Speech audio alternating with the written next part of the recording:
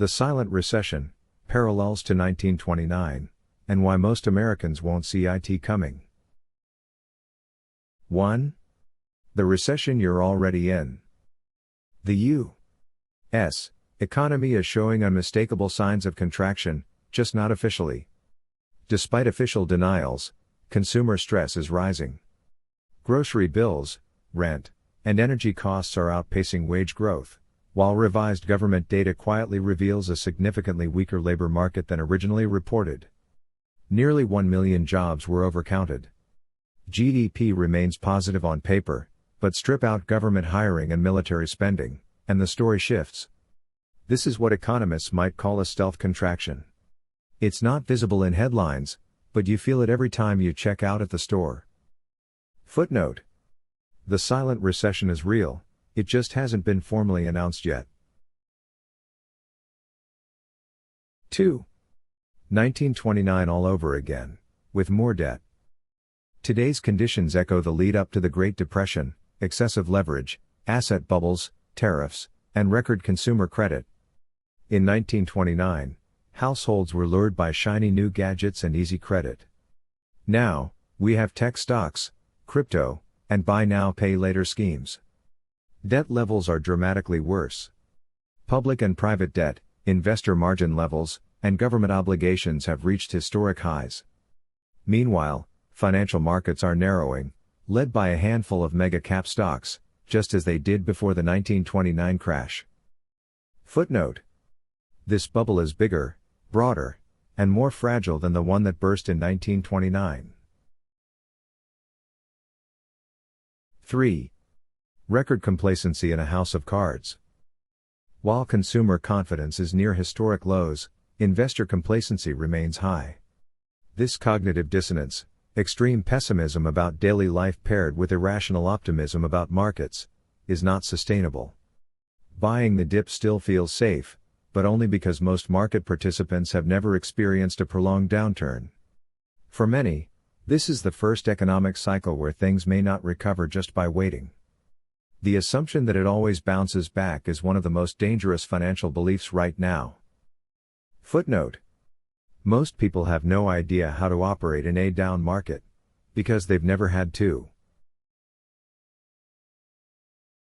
4.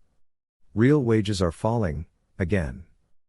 Despite job numbers still appearing solid at face value, real wages, adjusted for inflation, are not keeping up with the cost of living.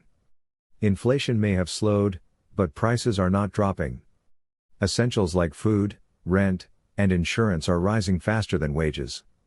For the average American household, purchasing power is evaporating. This decline is slow, cumulative, and corrosive, and it hits the working and middle classes hardest. Footnote: paychecks are getting bigger in dollars, but smaller in what they can buy. 5. Government spending is a mirage, not a cure. Recent GDP figures have been propped up by a surge in government hiring and defense contracts. Strip those out, and economic output looks far weaker. Hiring 100,000 bureaucrats doesn't increase private sector productivity. It just inflates GDP on paper. It's an illusion of strength, similar to the hot mop the roof scenario, spending for the sake of optics, not economic utility. Footnote: boosting GDP through government jobs is a statistical illusion, not a growth strategy. 6. Tariffs and deglobalization, repeating bad history. The 1930 Smoot-Hawley tariff deepened the Great Depression. Today, tariff rhetoric is back. Economic nationalism is on the rise, and de-dollarization trends globally are undermining the U.S.'s financial influence. The current trade deficit continues to balloon, indicating chronic overconsumption and dependency. When you combine protectionism with overleveraged consumption and rising debt servicing costs, the conditions are eerily familiar. Footnote: we're dusting off the same failed playbook that wrecked the economy in 1930. 7. Interest on national debt, a ticking bomb. The U.S. is now spending over $3 billion per day just on interest payments for federal debt. With rising rates and record deficits, this number will only grow. The only way to pay it is more debt. This isn't a theory. It's a math problem. And the math no longer works. The burden is passed to future generations, or immediately through inflation and higher taxes. Footnote. We're borrowing money to pay the interest on money we already borrowed. 8. Digital echo chambers and mass denial. Despite mountains of data pointing to financial instability, most people remain in denial. Mainstream media clings to favorable employment data and stock market highs. But these are backward-looking metrics. The average citizen feels the pinch, but they're gaslit by headlines.